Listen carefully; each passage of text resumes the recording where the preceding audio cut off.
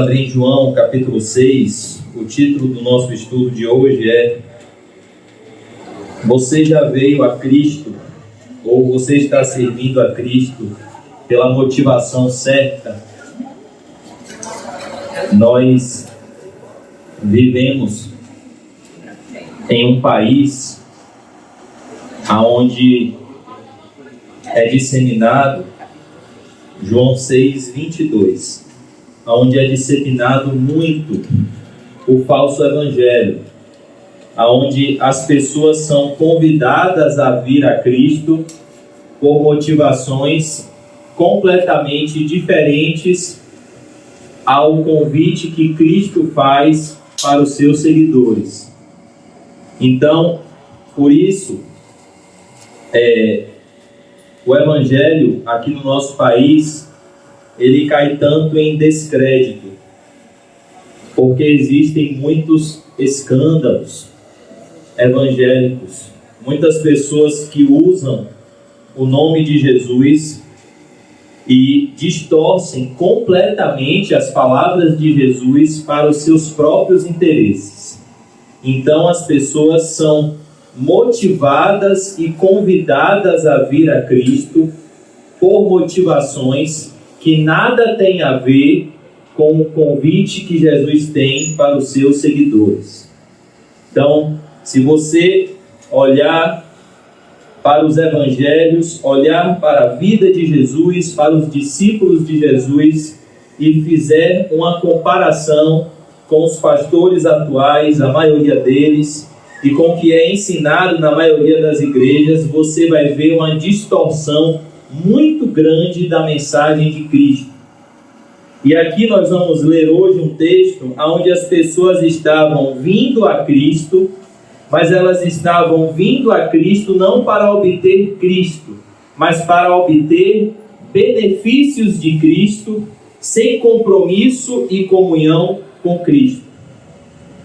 E nós temos que tomar muito cuidado com essa motivação, porque Jesus diz no Sermão do Monte que muitas pessoas naquele grande dia, no dia do juízo, vão dizer a Cristo: Senhor, Senhor, em Teu nome profetizamos, em Teu nome expelimos demônios, em Teu nome fizemos muitos milagres. E Jesus dirá: Eu nunca vos conheci, vocês que viveram na prática do pecado.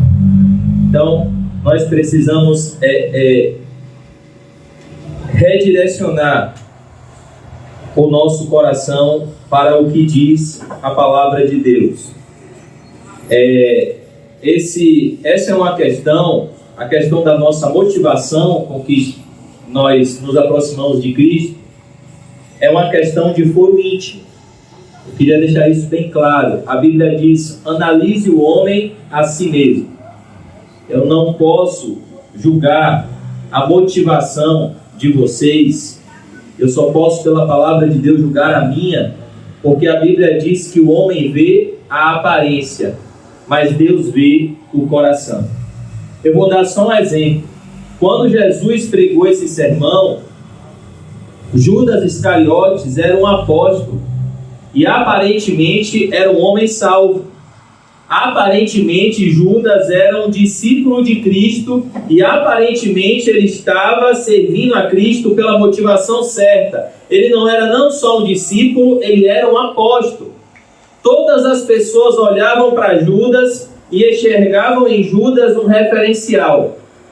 Mas Judas era um falso discípulo. Judas estava ali por dinheiro. E a grande certeza disso é que na primeira oportunidade ele vendeu Jesus por 30 moedas de prata. Já existia um homem que era rico e que seguia Jesus de longe, em secreto. O nome dele era José de Arimateia. E aqui nesse momento, esse homem não era visto ainda como um discípulo. Mas no seu coração ele tinha temor a Cristo e ele ouvia as palavras de Cristo, e no momento certo, quando Jesus morreu, ele teve um ato de fé, ele demonstrou a sua fé e ele enterrou Jesus junto com Nicodemos, mostrando que o homem vê a aparência, Deus vê o coração. Então, essa questão da motivação é uma questão de foro íntimo. Porém, quando você recebe um convite errado, você já vem pela motivação errada. Vem para Jesus que tudo vai dar certo na sua vida. Então você já vem para a igreja no intuito de usar Jesus para alcançar os seus objetivos. Vem para Jesus e você vai ter um casamento feliz. Então você já vem para a igreja no intuito de casar e não no intuito de conhecer a Cristo. Vem para a igreja e você vai conseguir um bom emprego. Então você já vem para a igreja com o intuito de conseguir um emprego e não no intuito de conhecer a Cristo e de servir a Cristo. Então é por isso que quando a palavra de Deus é pregada de forma distorcida, como acontece nos nossos dias, o evangelho ele cai em descrédito. A palavra de Deus ela é completamente distorcida e por isso a quantidade de escândalos.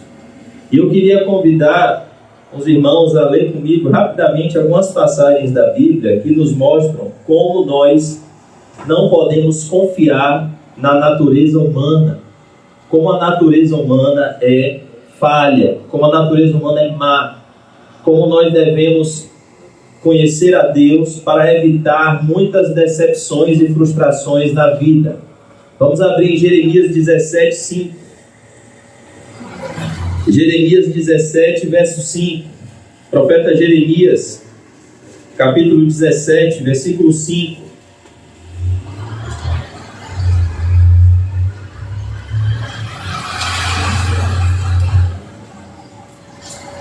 Jeremias 17, 5.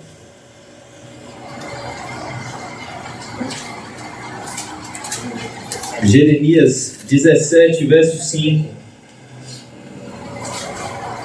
Uma profecia do profeta Jeremias que se cumpriu cabalmente na vida de Jesus, porque essa mesma multidão que está se propondo a seguir a Cristo, quando viu ele multiplicar peixes, irá crucificá-lo quando ele estiver diante do julgamento. Verso 5. Assim diz o Senhor. Jeremias 17, 5. Assim diz o Senhor: maldito. O que significa a palavra maldito? Amaldiçoado pelo próprio Deus. Maldito o homem que confia no homem. Está vendo o perigo? Porque a palavra de Deus está dizendo: maldito o homem que confia no homem. Porque a mesma pessoa que te abraça hoje, em questão de minutos, em questão de dias, pode te apunhalar pelas costas. Vou dar só um exemplo. A mesma multidão que no domingo gritou para Jesus: Hosana, Hosana nas alturas, bendito que vem em nome do Senhor, quando ele entrou em cima de um jumentinho em Jerusalém. Essa multidão, 5 dias depois, segunda, terça, quarta, quinta, sexta, estava diante de Pôncio Pilatos, quando Pilatos perguntou: o que vocês querem que eu faça com esse homem? Apontando para Barrabás, e a multidão grita: solta Barrabás, solta Barrabás. E o que vocês querem que eu faça com esse homem? Apontando para Jesus ensanguentado. A mesma multidão que 5 dias antes gritou Hosana nas alturas, começou a gritar loucamente: crucifica-o, crucifica-o. As mesmas pessoas, em 5 dias, mudaram completamente o seu conceito acerca da pessoa de Jesus. Porque Jesus era mau? Não. Porque a natureza humana é má. E Jesus é bom. Por isso que o ser humano não é digno de confiança. Nem nós podemos confiar em nós mesmos. Maldito o homem que confia no homem. Maldito. Faz da carne mortal seu braço e aparta o seu coração do Senhor. Qualquer confiança humana, irmãos, ela pode ruir a qualquer momento.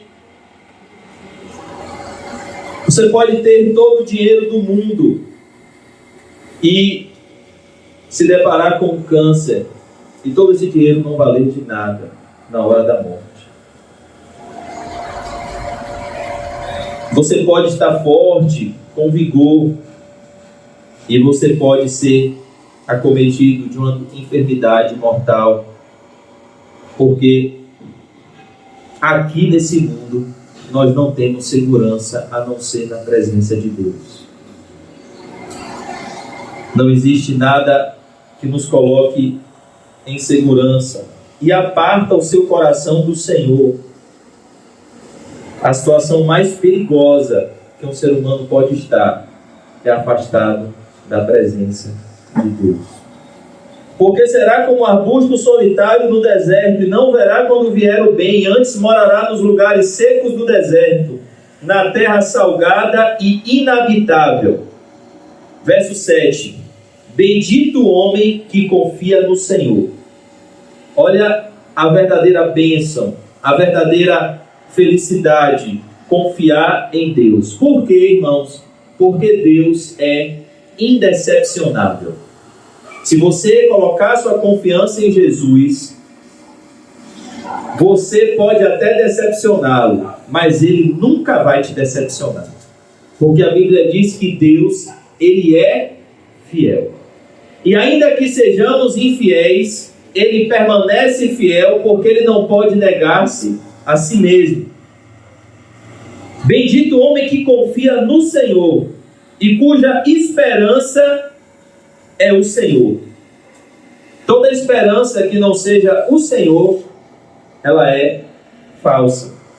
Porque Ele é como a árvore plantada junto às águas, que estende as suas raízes para o ribeiro, e não receia quando vem o calor, mas a sua folha fica verde, e no ano de sequidão não se perturba, nem deixa de dar fruto. Verso 9. Enganoso é o coração. Enganoso é o coração, mais do que todas as coisas, e desesperadamente corrupto. Quem o conhecerá? Perceba como Jeremias fica assustado quando ele olha para a realidade da natureza humana. O nosso coração, ele é enganoso. O nosso coração, ele nos engana, ele nos prega peças. Ele nos leva para caminhos tortuosos. A Bíblia diz que há caminhos que aos olhos do homem parecem ser bons, mas no final são caminhos de morte. Porque só existe um caminho de vida, que é o caminho de Cristo. Vamos abrir Efésios 5,15. Efésios 5,15.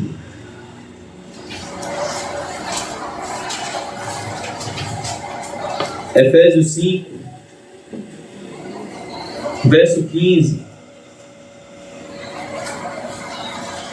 A Bíblia diz assim: portanto, vede prudentemente como andais,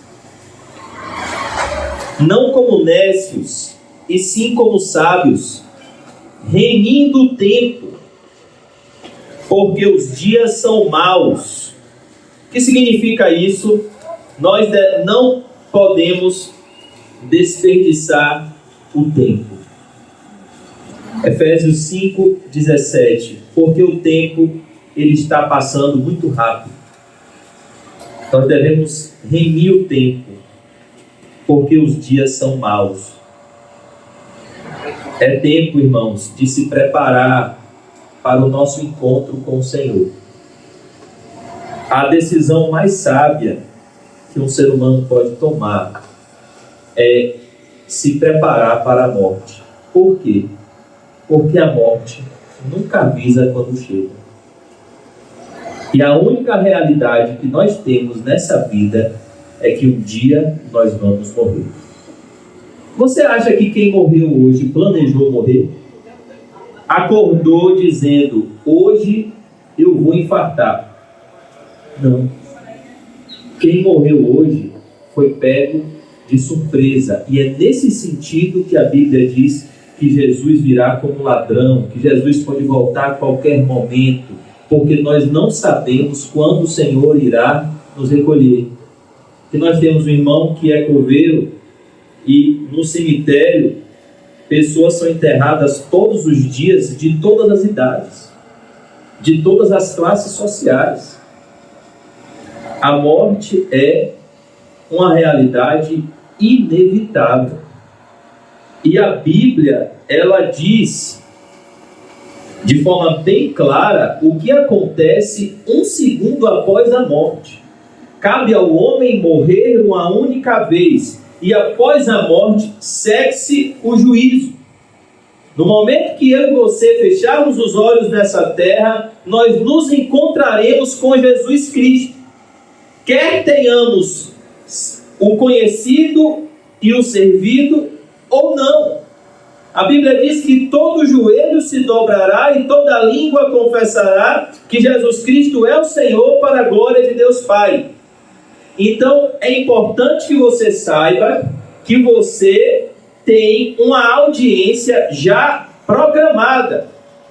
Essa audiência já foi datada, inclusive, porque a Bíblia diz no Salmo 139, verso 16, que Deus escreveu e determinou cada um dos nossos dias antes que um deles houvesse existido. O nome disso é soberania de Deus. Deus já decretou o dia do nosso nascimento e Ele já decretou o dia da nossa morte. E não adianta dinheiro, plano de saúde, os melhores médicos do mundo.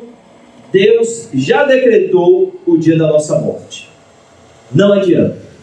Nem o pior inimigo pode adiantar esse dia, nem o melhor médico pode postergar esse dia. A morte é um dia determinado por Deus. E quando a Bíblia diz que nós temos que remir os tempos, porque os dias são maus, é porque o mundo está em oposição a Deus. O mundo não quer que você pense nessa realidade. O mundo jaz no maligno.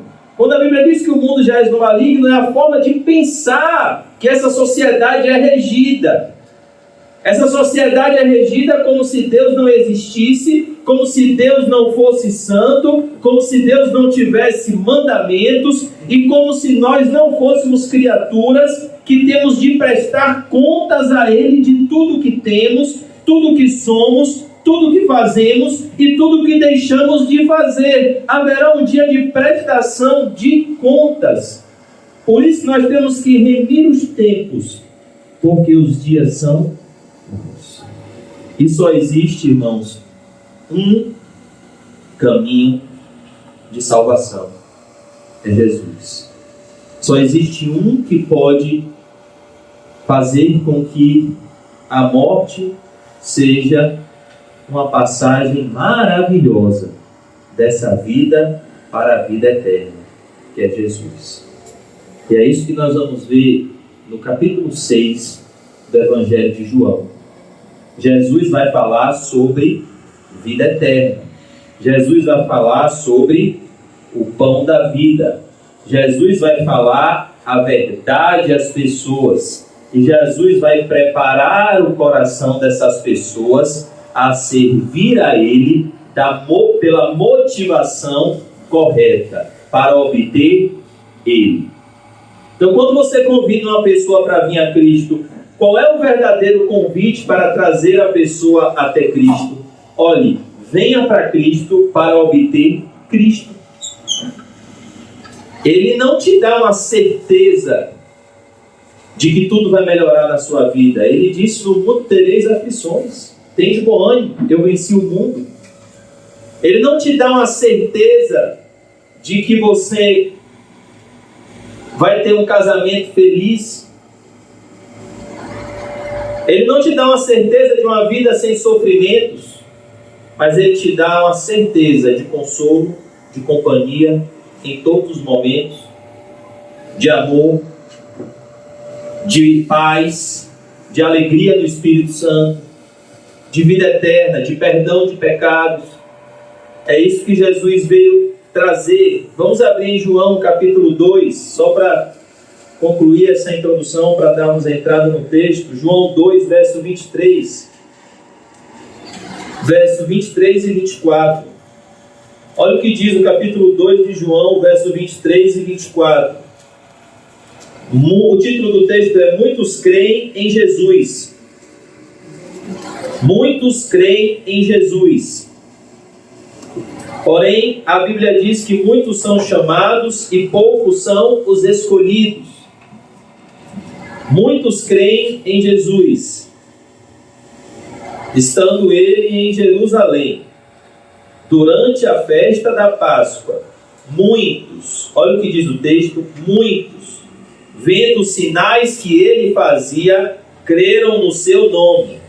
Muitas pessoas vendo que Jesus fazia milagres, que Jesus transformava água em vinho, que Jesus multiplicava pães e peixes, que Jesus curava os enfermos, fazia os cegos enxergarem, os leprosos eram purificados, os coxos andavam, os mortos eram ressuscitados. Muitas pessoas, quando viram esses sinais miraculosos que Jesus fazia, elas depositaram uma fé nele, elas creram nele. O verso 24 diz assim: mas o próprio Jesus não se confiava a eles, porque os conhecia a todos. Jesus sabia qual era a intenção dessa aproximação. Verso 25.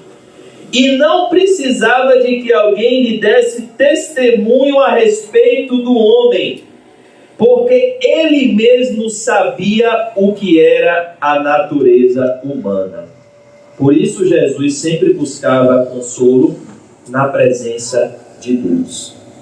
Antes de Jesus ser preso e traído por Judas no Getsemane, o que Jesus fez? Se prostrou e começou a orar. E a Bíblia diz que ele começou a suar gotas de sangue. E ele repetia a seguinte oração: Pai, se possível, afasta de mim este cálice, mas que não seja feito o que eu quero, mas o que tu queres. E a Bíblia diz que o anjo do céu vinha e o confortava. E dali ele encontrou forças para enfrentar a noite mais difícil da sua vida, aonde ele foi traído, condenado injustamente, humilhado, escarnecido e levado para morrer como criminoso numa cruz, sendo ele o Deus Todo-Poderoso, Criador dos céus e da terra. Você já parou para pensar nisso? Que o Deus Todo-Poderoso, dono do universo, dono de todo o ouro, de toda a prata do mundo, o homem mais rico do mundo é o mendigo do lado de Jesus. Ele é o próprio Deus. É assim que começa o Evangelho de João. No princípio era o Verbo, e o Verbo estava com Deus, e o Verbo era Deus. E tudo foi feito por ele, sem ele nada do que foi feito se fez. E o Verbo se fez carne. Jesus, quando nasceu do ventre de Maria pelo poder do Espírito Santo, ele se fez carne e habitou entre nós, cheio de graça e de verdade. E nele habitava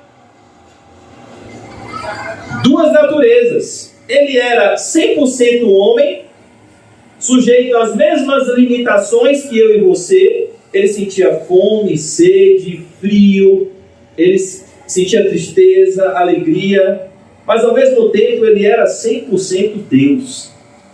Ele era o Todo-Poderoso, Criador dos céus e da terra. Por isso, ele fez o que nenhum homem pode fazer. Ele, com uma palavra, mandou o vento se calar, mandou o mar se acalmar, andou sobre as águas, fez milagres extraordinários e pregou palavras que nenhum homem jamais pregou, porque ele é o próprio Deus. Agora você já parou para pensar a humilhação do Todo-Poderoso receber um tapa na cara de um ser que ele mesmo criou? Foi isso que aconteceu no julgamento de Jesus. O Deus Todo-Poderoso recebeu uma coroa de espinhos, o Rei da Glória, aquele que está sentado hoje e agora na sala de comando do universo. Ele foi coroado pelos homens com uma coroa de espinhos. Ele foi crucificado como um criminoso. Sabe o que era a crucificação? A crucificação era a pena de morte romana para os piores criminosos. De tal maneira que se você tivesse um filho e estivesse educando ele para ser um cidadão de bem, você levava ele até a crucificação e dizia: olha, meu filho, está vendo ali? Ali é um marginal. Seja um cidadão de bem para nunca virar um marginal como aquele. Isso que era a crucificação. Foi isso que fizeram com Jesus, o Deus Todo-Poderoso. Mas ele mesmo disse que ele não estava sendo assassinado, ele estava se entregando por amor a mim e a você. Ele estava morrendo no nosso lugar, pelos nossos pecados, para nos levar à presença de Deus. Então vamos ao capítulo 6 de João e vamos ver o contexto do texto. Eu vou ser rápido para nós não demorarmos. João 6, 22. Vamos ver o contexto do texto. O título do texto é Jesus, o pão da vida. E a grande questão, irmãos, não é se Jesus ama. Se Jesus nos ama, ele já provou o seu amor, tendo morrido por nós, sendo nós ainda pecadores. A questão é: nós amamos a Jesus? Nós estamos nos relacionando com Jesus da maneira certa, pela motivação certa? Imagine um marido que descobre que a sua esposa está com ele somente por interesse. Ele vai se sentir o quê? Frustrado, ou vice-versa. Porque o que ele esperava desse relacionamento, ou a pessoa esperava, era um amor sincero. Então, a mesma coisa é com Cristo. A Bíblia diz que Cristo é o noivo, a igreja é a noiva. O que é que Cristo espera da noiva? Um amor sincero, um amor puro, um amor desinteressado, um amor que não tem em vista somente sugar, mas se doar. Sabe qual é a oferta mais elogiada por Jesus? Além da viúva pobre, houve uma mulher chamada Maria, irmã de Lázaro, que derramou um perfume de 300 denários na cabeça de Jesus. E ela estava perfumando o corpo de Jesus para a sepultura. E Judas, que só pensava em dinheiro, fez conta e disse: rapaz, ela poderia vender esse perfume e dar o dinheiro aos pobres. Mas João diz: não, Judas não falou isso por causa dos pobres. Ele falou isso porque ele era ladrão e ele pegava o dinheiro da bolsa. Mas sabe o que Jesus disse?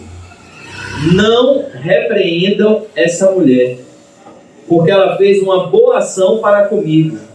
Os pobres, vocês sempre vão ter com vocês. Quanto a mim, vocês nem sempre vão ter. Porque Jesus já estava prestes a partir. E ele então diz: o que essa mulher fez, aonde o evangelho for pregado, se contará a história dessa mulher em memória da sua boa ação. Porque ela deu o seu melhor para Jesus. Então, ela provou que amava a Jesus. desinteressadamente. E é isso que nós devemos buscar: amar a Jesus somente pelo que Ele é, e não pelo que Ele pode nos dar. Amar a Jesus por quem Ele é, pelo seu amor sincero. Verso 22, Jesus, o pão da vida. Vamos ler o texto. No dia seguinte, a multidão que ficara do outro lado do mar notou que ali não havia senão um pequeno barco, e que Jesus não embarcara nele com seus discípulos, tendo estes partido sós. Entretanto, outros barquinhos chegaram de Tiberíades, perto do lugar onde comeram pão, tendo o Senhor dado graças. Verso 24.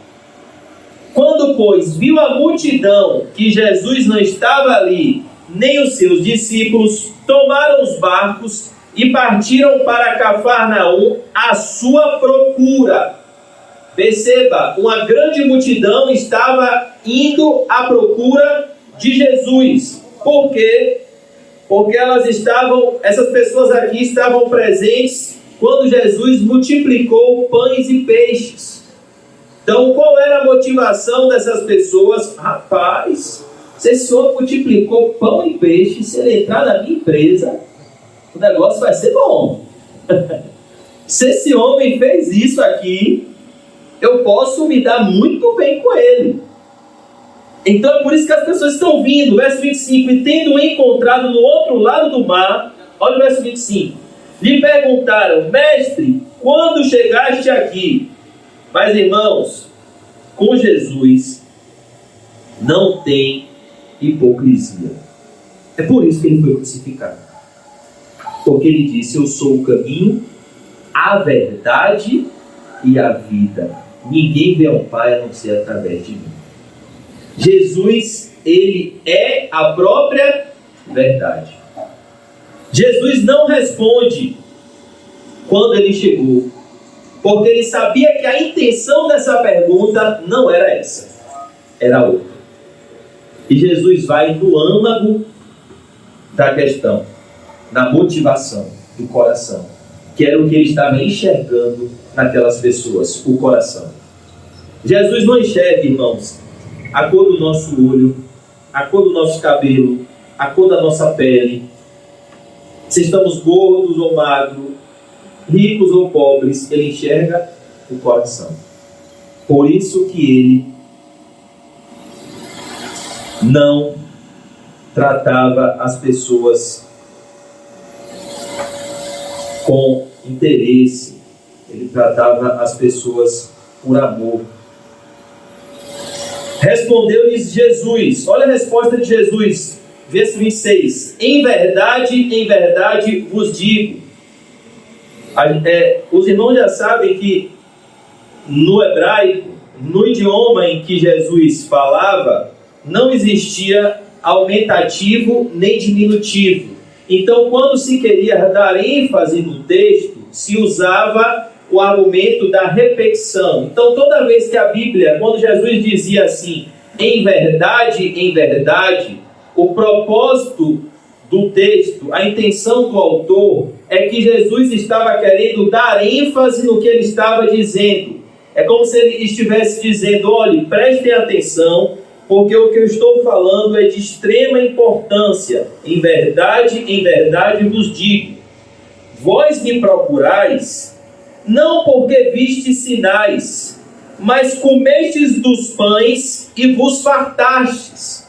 Olha o que Jesus diz: vocês não estão me procurando porque eu sou o Messias, como um Salvador, mas porque vocês viram que eu supri uma necessidade momentânea de vocês. Mas o meu propósito de vir ao mundo não é suprir necessidades momentâneas, mas é suprir a real necessidade da alma. Qual é? Perdão de pecados, vida eterna. Quando João Batista viu Jesus vindo se batizar no Rio Jordão, o que João Batista disse de Jesus ao olhar para ele? Eis aí o Cordeiro de Deus, que faz o quê? Que tira o pecado do mundo. Nesse momento, João Batista estava dizendo: esse é o enviado de Deus para fazer o quê? Tirar o pecado do mundo. Expiar os nossos pecados. É isso que Jesus veio fazer na cruz. É esse o propósito da igreja. Igreja não é lugar de falar de dinheiro. Igreja não é lugar de pedir dinheiro. Igreja não é lugar de ganhar dinheiro. Igreja é lugar de falar do céu, da vida eterna, do perdão dos nossos pecados, da nossa salvação, da nossa reconciliação com Deus. Se você quer ganhar dinheiro, a igreja não é o lugar apropriado para isso. Por isso que há tantos escândalos, e a palavra de Deus já diz que haveriam esses escândalos.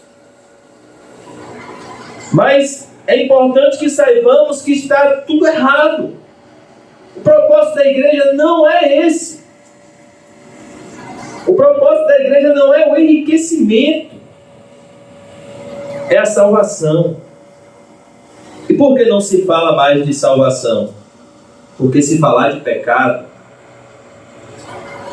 os ricos que vivem em pecado não vão mais dar suas ofertas gordas. Então tem que agradar, tem que mudar a Bíblia para agradar os clientes. Então você esconde a salvação. Você esconde a condenação. Você esconde a realidade do pecado. E você fala o que as pessoas querem ouvir. Aí dá certo. Aí tem a certeza que com pouco tempo a gente compra um terreno e faz um mega templo. É só você falar o que as pessoas querem ouvir. É só você agradar o ego das pessoas. E as pessoas se sentem confortáveis. Então elas dão grandes somas de dinheiro. Mas o propósito do Evangelho não é esse. E Jesus está dizendo: não, o meu propósito não é esse. Verso 27, Jesus diz: vocês estão buscando um alimento material. Eu estou trazendo a vocês uma provisão espiritual. Verso 27, trabalhai não pela comida que perece, mas pela que subsiste para a vida eterna, a qual o Filho do Homem vos dará, porque Deus o Pai o confirmou com o seu selo. O que Jesus está dizendo é: não se preocupem com o sustento. Deus irá prover todas as coisas. Se ocupem com a vida eterna, porque ela existe e ela está muito próxima de você, e ela é a vida que de fato é verdadeira. O tempo, a cegueira espiritual faz com que nós vivêssemos como se tudo fosse esse curto período de tempo que nós vivemos aqui. E como se a morte fosse o ponto final de tudo. Então, vem aquele ditado carpe diem, né? Que você tem que viver todos os prazeres da vida, porque a qualquer momento você pode morrer e tudo vai acabar. Como diziam os gregos: comamos e bebamos, porque amanhã morreremos. Mas essa não é a verdade. A verdade é que nós temos um pedacinho de tempo nessa terra, 100 anos, no máximo, com as doenças aí, o vigor do homem está chegando a 70 anos. Então nós temos um fiozinho de tempo, como se tivesse uma linha daqui até Itapuã, Feira de Santana, e a gente tem esse pontinho aqui na Terra, e o restante todo depois da morte. Mas a gente vive como se só existisse esse pontinho. Isso como se a eternidade não existisse. E o que Jesus está falando aqui é justamente o contrário. O que importa é o que vem depois daqui. É o depois desse pontinho que importa, que é a eternidade. E é para isso que vocês precisam se preparar para a eternidade. Dirigiram-se, pois, a ele, verso 28, perguntando: que faremos para realizar as obras de Deus? E é isso que a gente sempre pensa. Bom, já que você falou de salvação, o que eu preciso fazer agora para ser salvo? Porque nós vivemos num mundo onde tudo tem um preço, onde para você obter algo você precisa fazer. Para você obter um produto você precisa comprar. E essa é a ideia aqui dos judeus. Então, o que eu faço para realizar as obras de Deus? O que eu faço para ser salvo? E a resposta de Jesus é maravilhosa. Porque o que Jesus responde é: você não precisa fazer nada. Você precisa crer naquele que fez por você na cruz. Porque se você não crer, tudo que você fizer é pecado. É o que diz Romanos 14, 23. Tudo que não provém da fé é pecado. Então, se você não depositar sua confiança em Jesus, não crer nele, tudo que você fizer para tentar ser aceito por ele, não vai te aproximar de Deus, mas vai te afastar mais ainda. É o engano da salvação pelas obras. A salvação não é por obras. A salvação é pela graça mediante a fé. Mas a graça mediante a fé nos transforma e nos faz andar em boas obras. Mas o oposto não pode ser feito. Eu fazer algo para que Deus me aceite. Porque isso está anulando o sacrifício de Cristo na cruz. Vamos abrir em Romanos 4, verso 4. Romanos 4, 4.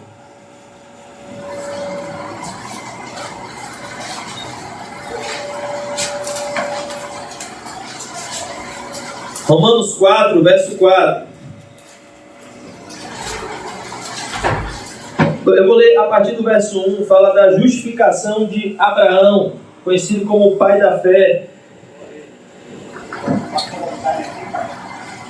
Que, pois, diremos ter alcançado Abraão, nosso pai segundo a carne?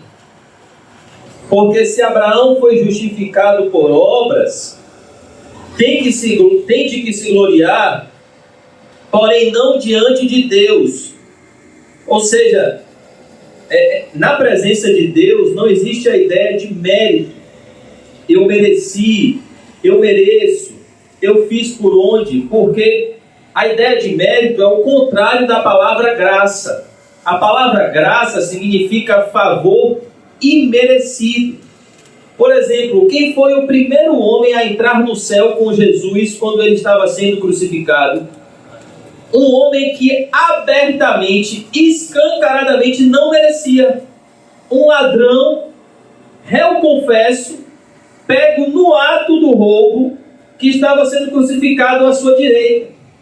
Mas quando ele olhou para Jesus, ele foi iluminado pela fé. Ele se arrependeu e creu. E disse: Senhor, lembra-te de mim quando entrares no teu reino. Jesus então responde: ainda hoje estarás comigo no paraíso. O que salvou aquele homem? As obras? Não, ele não tinha boas obras. Ele não chegou naquela condição debaixo de uma vida de boas obras. Ele chegou ali na cruz, do lado de Jesus, após uma vida de iniquidade, após uma vida de transgressão. Mas o que o salvou? A graça de Deus. E a graça não é um salvo-conduto para o pecado. A graça é o poder que nos salva para uma vida santa. Verso 3. Pois que diz a Escritura? Abraão creu em Deus, e isso lhe foi imputado para a justiça. A justiça que nos salva é uma justiça que vem de fora, é uma justiça que vem de Deus. Agora, olha o verso 4. Esse verso 4, na primeira vez que eu li, eu fiquei completamente confuso. Porque olha o que diz o verso 4. Ora, ao que trabalha, o salário não é considerado como favor, e sim como dívida. Olha o que o verso 4 está dizendo. É como se você trabalhasse o mês todo, e ao invés de você receber o seu salário justo por ter trabalhado, você começa a acumular dívidas. E você pensa, mas eu estou trabalhando, e ao invés de receber salário, eu estou acumulando dívidas. Essa comparação que Paulo faz no que tange a salvação. Se você tenta ser salvo diante de Deus, pelas suas próprias obras, pelos seus próprios feitos, sem Cristo, até pelo seu próprio arrependimento, sem Cristo, porque o arrependimento só é verdadeiro se ele estiver unido com a fé, e a fé, consequentemente, só é verdadeira se estiver unida com o arrependimento. Tudo que você faz sem Cristo não te aproxima de Deus. Ora, ao que trabalha, o salário não é considerado como favor, e sim como dívida. Verso 5. O que fazer para ser salvo? Mas ao que não trabalha, ao que desiste de ser aceito pelas suas próprias obras, ao que desiste do seu orgulho, da sua justiça própria, do seu senso de superioridade, e ao que se humilha diante de Deus, como aquele publicano, que não ousava nem levantar os olhos aos céus, mas batia no peito e dizia: ó Deus, tem misericórdia de mim, que sou um pecador. Esse desceu para sua casa justificado. Mas a Bíblia diz que o fariseu, que se achava no seu coração melhor do que os demais, desceu para sua casa condenado. Porque aquele que a si mesmo se humilha será exaltado, mas aquele que a si mesmo se exalta será humilhado. Por isso que a Bíblia diz que Deus resiste aos soberbos, mas concede graça aos humildes. Jesus disse: aprendei de mim, que sou manso e humilde de coração. Mas ao que não trabalha, porém crê naquele que justifica o ímpio, a sua fé lhe é atribuída como justiça. Quem é que justifica o ímpio? Jesus. Jesus não justifica santos, porque ele morreu por pecadores. Ele disse: os santos não precisam de médico, e sim os doentes. Eu não vim chamar justos, eu vim chamar pecadores ao arrependimento. É por isso que o Evangelho é uma boa notícia. Porque sim, nós somos pecadores, sim, nós quebramos a lei de Deus, sim, nós somos maus, mas a boa notícia é que Jesus morreu na cruz para salvar pecadores como eu e você. E se nos arrependermos e crermos nele, ele perdoa todos os nossos pecados, cancela o escrito de dívida que é contra nós e anula na cruz e nos dá uma justiça perfeita que nos habilita a entrar no céu e passar toda a eternidade na companhia dele, desfrutando de prazeres indizíveis na presença dele. Por isso o Evangelho é uma boa notícia. É uma maravilhosa notícia. A Bíblia diz que nem olhos viram, nem ouvidos ouviram, nem desceu ao coração do homem o que Deus tem preparado para aqueles que o amam. Vocês já pararam para pensar no céu? Na realidade do céu, de um homem que morre ao lado de Cristo. A Bíblia diz que o céu, a Nova Jerusalém, é a cidade que o arquiteto e edificador é Deus. Imagine, se arquitetos humanos conseguem fazer mansões tão bonitas aqui na Terra, que são seres limitados por Deus. Imagine a casa que Jesus disse que iria na frente preparar um lugar para a gente. Imagine esse lugar, que o arquiteto é o onisciente e onipotente Jesus. A casa que Jesus tem para receber os seus filhos. Por isso que o Evangelho não é uma má notícia. O Evangelho é uma boa notícia. Má notícia é quando você lê o jornal. Mas quando você abre a Bíblia, você tem boas notícias. Deus enviou seu Filho para te salvar, para te dar a vida eterna. É por isso que a Bíblia diz: a alegria do Senhor é a nossa força. Alegrai-vos no Senhor, outra vez vos digo, alegrai-vos. O que foi que Maria e Isabel sentiram quando Maria, grávida de Jesus, foi à casa de Isabel e se encontrou com Isabel, grávida de João Batista? A Bíblia diz que ambas começaram a exultar no Espírito Santo. E as crianças começaram a se mexer no ventre delas, porque elas sentiram a alegria da salvação. O que foi que Simeão sentiu no templo quando ele carregou Jesus ainda bebê? Agora, Senhor, pode despedir em paz o teu servo, porque os meus olhos já contemplaram a tua salvação. Sabe o que Simeão disse? Agora, Senhor, eu já posso morrer, porque eu já vi Jesus. Jesus era ainda um bebê e ele salvou um idoso, porque ele não era só um bebê, ele era o próprio Deus. Aquele bebê era Deus nos braços de Simeão, e Deus perdoa pecados. Por isso que o nome dele é Jesus, porque ele perdoa o seu povo dos seus pecados. Então, irmãos, verso 6: e é assim também que Davi declara ser bem-aventurado o homem a quem Deus atribui justiça, independentemente de obras. Independentemente do seu passado. Se você vem a Cristo, Ele tem uma nova página na sua vida. As coisas velhas se passaram, tudo se faz novo.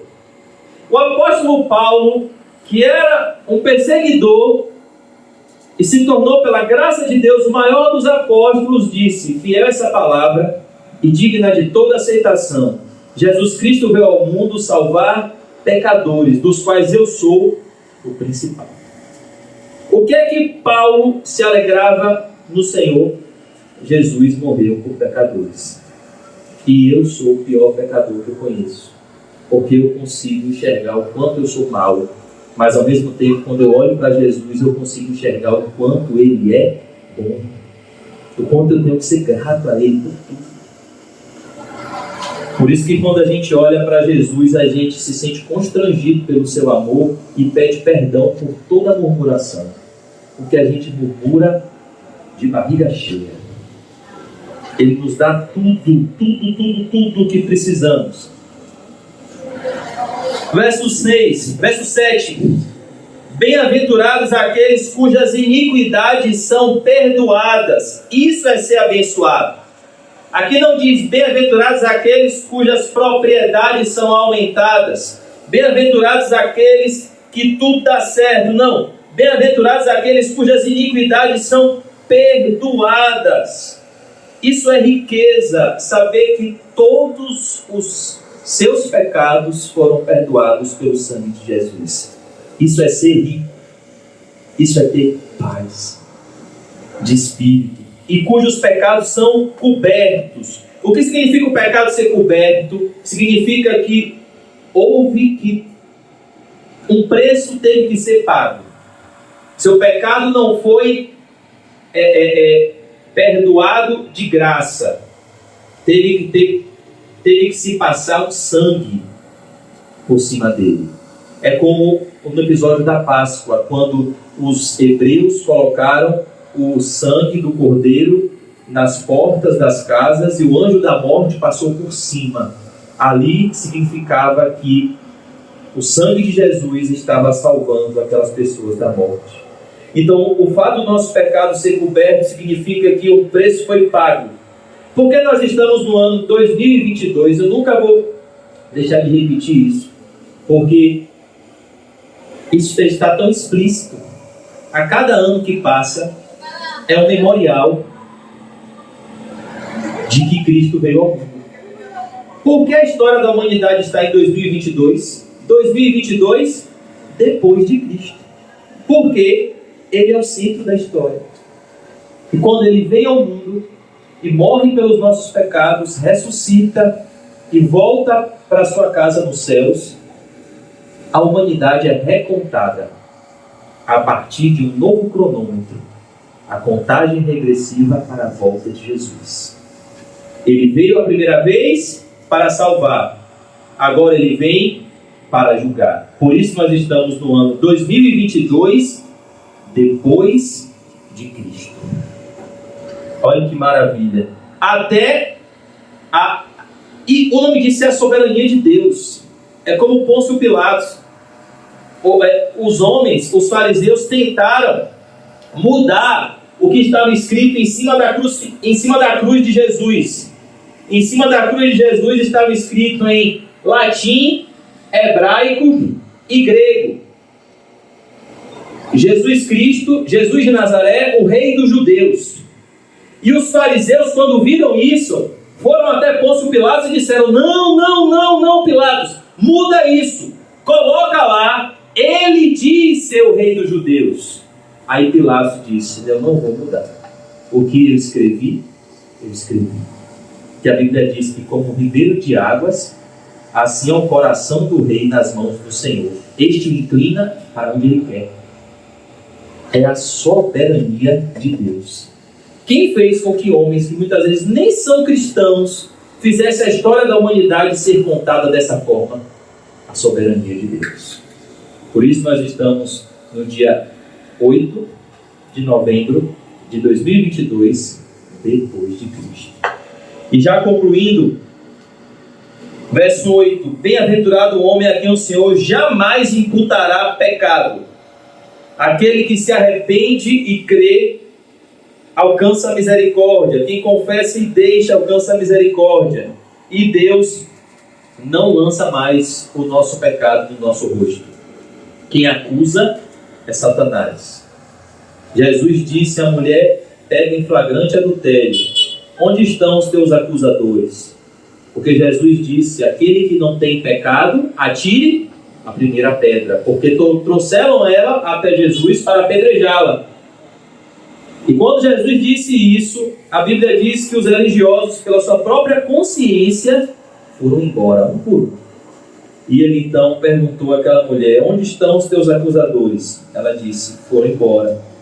Jesus disse: eu também não te condeno. Agora vá e não peques mais. Verso 29, para concluir. João 6, 29. Respondeu-lhe Jesus: a obra de Deus é esta, ou a vontade de Deus é esta. Qual é a vontade de Deus para mim e para a sua vida hoje? Que creiais naquele que por ele foi enviado. Essa é a vontade de Deus, que você creia em Jesus, que você conheça a Jesus, que você confie em Jesus. A obra de Deus é esta: crer em Cristo. E crer em Cristo significa conhecê-lo e obedecê-lo. Conhecê-lo pela sua palavra. Você não pode acreditar em alguém que você não conhece. E obedecê-lo também pela sua palavra. Por isso que Jesus disse: e conhecereis a verdade, e a verdade vos libertará. Que Deus nos dê fé em Jesus, porque a fé vem pelo ouvir e ouvir da palavra de Deus. Vamos orar? Senhor Deus, nós te agradecemos, Senhor, pelas boas novas de salvação. E nós sabemos, Senhor, da realidade da condenação. Sabemos que nem todos são salvos. Existem 4 tipos de solo, e somente um solo é o solo frutífero. Mas, Senhor, tua palavra diz que para ti não há nada que seja impossível. Ajuda-nos, Senhor, a termos uma fé viva no teu santo evangelho. Nos ajude a crer, Senhor, em Jesus, que é o teu enviado. Nos ajude a conhecer a Jesus no Evangelho, em desenhos bíblicos, em filmes bíblicos. Revela-te a nós, Senhor Jesus, pois o Senhor é a razão da nossa vida. O Senhor é a causa do nosso coração estar batendo, da nossa retina estar enxergando, do nosso nariz estar respirando. O Senhor é a causa, Pai, de tudo. A Tua palavra diz, porque dele, por Ele e para Ele são todas as coisas, e glória seja dada a Ele eternamente. Amém. Senhor Jesus, nos ensina, Senhor, a Te amar, a Te servir e a Te glorificar, porque sem Ti nada podemos fazer. Nos ajude a sermos, Senhor, humildes como o Senhor é, mansos como o Senhor é, para que haja em nós o mesmo sentimento que houve no Senhor, sentimento de humildade, Senhor, e de obediência ao Pai. Abre os nossos olhos espirituais, Senhor, para enxergarmos a Tua palavra da forma certa, para irmos ao Senhor pela motivação certa.